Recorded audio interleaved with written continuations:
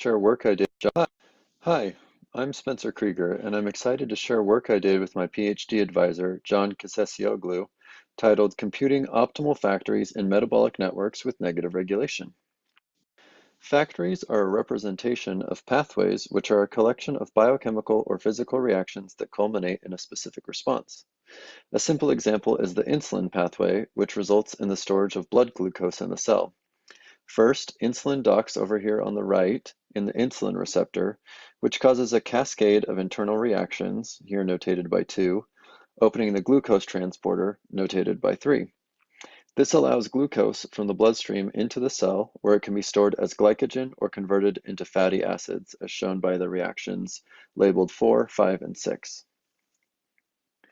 A metabolic network is a collection of reactions from many different annotated pathways, all concatenated together. Here I have a picture of a metabolic network that is the combination of the gene regulation, cell proliferation, and apoptosis pathways, with receptors around the outside of the cell acting as sources. For many reactions in a metabolic network, the stoichiometries of each participant in each reaction is also recorded. A collection of the metabolic networks of many different organisms is called a network database. We present solutions in this presentation to the pathway inference task, which is, given a set of available source compounds, think of these as things present around the cell, and a set of target molecules you would like to make, we want to find the series of reactions that produces the targets from only the sources. So why do we care about inferring pathways in metabolic networks? Pathway inference can identify crosstalk, which is explained in the following picture. Pathway 1 is an annotated pathway from S to T, and pathway 2 is an annotated pathway from S' to T'. By inferring a pathway from S' to T, we can show that the activation of pathway 2 can cause partial activation of pathway 1. A second purpose of pathway inference is identifying therapeutic targets. Given a disease symptom T, we can infer the pathway from our sources, S, which identifies a protein represented by vertex V as a potential therapeutic target for the treatment of this disease. So pathway inference can be important in both identifying crosstalk and identifying potential therapeutic targets for disease. Now that we understand pathway inference and why it is important, I next want to describe how we model metabolic networks for pathway inference, starting with the reactions that make up the network. Here's the general form of such a reaction. On the left, shown as A and B, we have the reactants, which I've colored in blue. And on the right, we have the products, which I've colored in pink. The small letters represent the stoichiometry of the reaction, which are positive integers that tell you how much of each substance is used or created in the reaction. Here I've shown them in green. Positive regulators promote a reaction, where negative regulators inhibit a reaction. Importantly, reactions require that all the reactants are present, and then all of the products are produced when the reaction takes place. To infer pathways in these networks of reactions, we want to represent these reactions as edges in graphs or hypergraphs. Traditionally, given this reaction from the previous slide, each reactant or product would be modeled as a vertex, and then each reaction would be modeled as a collection of edges from each reactant to each product. Notice how traversing any of these edges does not require that all the reactants are present, since the edge from A to C can be traversed without any constraint on B. This reaction as a single directed hyperedge, where all reactants are in the tail of the hyperedge and all products are in the head on the right.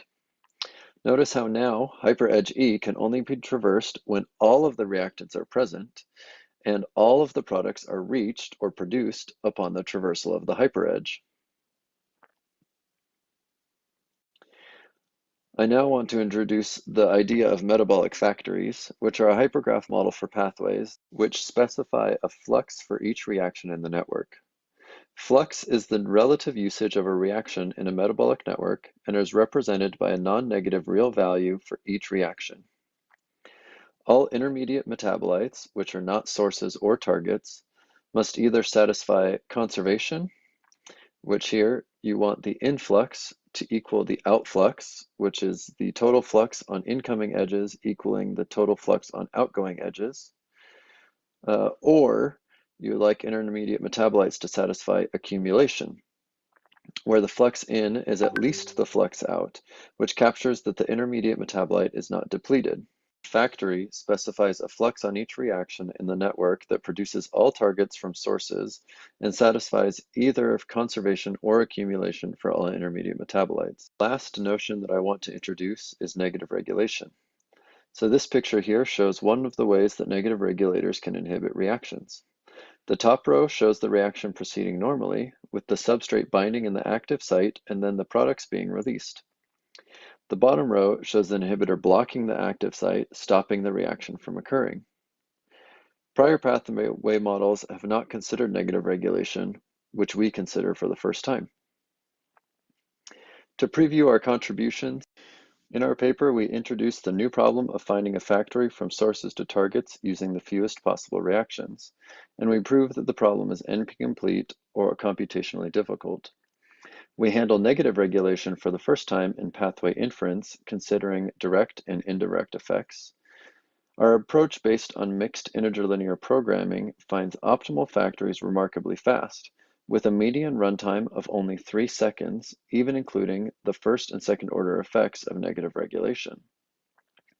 Our approach is available in the tool Odin at odin.cs.arizona.edu. I will now show the two orders of negative regulation that we have modeled. First order negative regulation is direct negative regulation. We call a given factory first order negatively regulated if a vertex in the factory, here R, negatively regulates another edge in the factory, which invalidates the factory. Second order negative regulation is more indirect. Here, if a vertex R is reachable from the active sources, and that vertex negatively regulates an edge inside the factory, we consider this factory invalid because we know that the sources are active, so R could be created and inhibit the factory. To versions of the min-edge factory problem under 0th, first, and second order negative regulation. I will now move on to experimental results. We constructed hypergraphs using human-curated metabolic networks from standard databases, Reactome, and organismal networks from MetExplore. I will now give a concrete example of how we would map the formation of this complex A/B/L to a hypergraph. We represent each protein and small molecule, like ligand L, as a vertex along with the A/B/L complex. We then map each reaction to a hyperedge. So this reaction maps to this hyperedge. Just a brief summary of our results on negative regulation. We found that no optimal 0th order factory, or one that does not consider negative regulation, satisfied first order negative regulation for 83 of the 4,000 reachable target instances. It demonstrates the importance of considering negative regulation, as otherwise you find non-viable factories. To give a more concrete example of 0th and first order negative regulation, we have this example. Here, the 0th order factory has 17 hyperedges, but uses a hyperedge that is negatively regulated by one of its products, GSH. Instead, the first order factory, shown in green, uses 21 hyperedges because it must avoid using the negatively regulated reaction. Our implementation of our mixed integer linear programming based approach, Odin, is remarkably fast in practice, with a median running time, including both orders of negative regulation, of only 3 seconds. The maximum running time is also fast for 0th and first order negative regulation, being just over a minute. To conclude, we introduced the new problem of finding a minimum hyperedge factory. We incorporated negative regulation for the first time into pathway inference. We showed that we can compute optimal factories remarkably fast in practice. And an implementation along with all of our datasets is available at odin.cs.arizona.edu. I would like to thank T.M. Morale, Anna Ritz, and funding from the National Science Foundation. Thank you for listening to my presentation.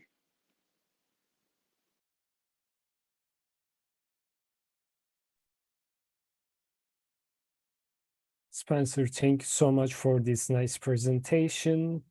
Now we can get some questions. We have 2 questions in the Q&A session at the bottom of the page. Okay. So I can go over those questions. So the first question, it says, if we want to explore a gene function in a pathway, how can this model be used? So we only look at these metabolic networks, where these metabolic networks have proteins and like small molecules as their vertices or as their as the components of these networks, and so they don't necessarily look at genes and gene regulation.